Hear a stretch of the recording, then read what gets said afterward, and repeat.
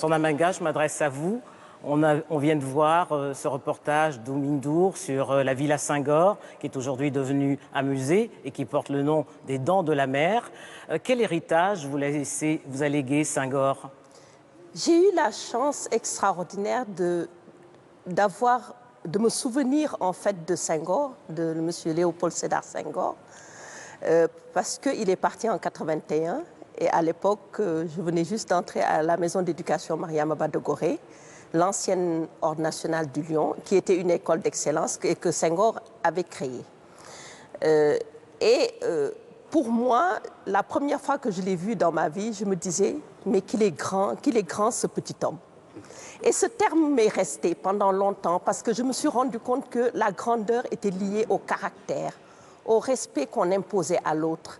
Senghor imposait le respect. Senghor nous a enseigné beaucoup de choses.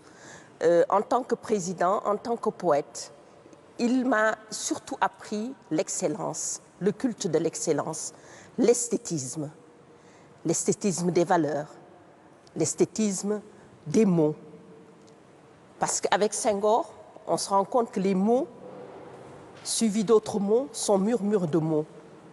Et Pape Massed Sen, vous, quel souvenir vous gardez de ce poète président, comme on l'appelait? Un très grand président, un intellectuel de haut niveau, ce que tout le monde sait. J'ai eu la chance particulière déjà de faire partie du conseil d'administration d'une revue qui lui tenait à cœur.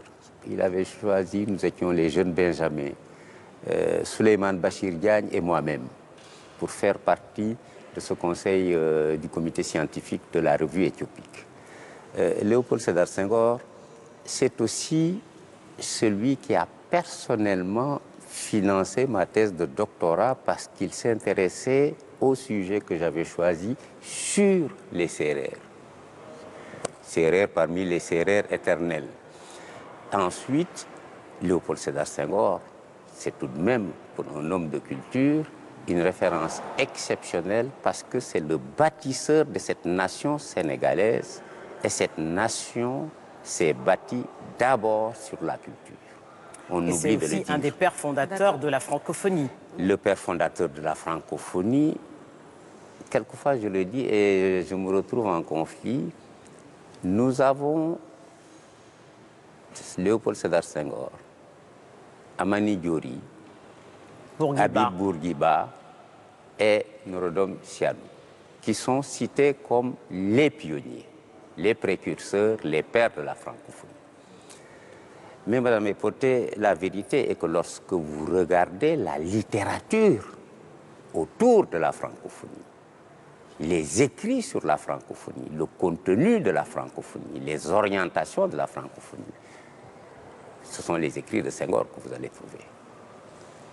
Les autres ont joué un rôle important. Vous savez, ce combat-là a été un combat très difficile, contrairement à une idée répandue. C'est une initiative exclusivement des pays anciennement colonisés. Je dis bien initiative.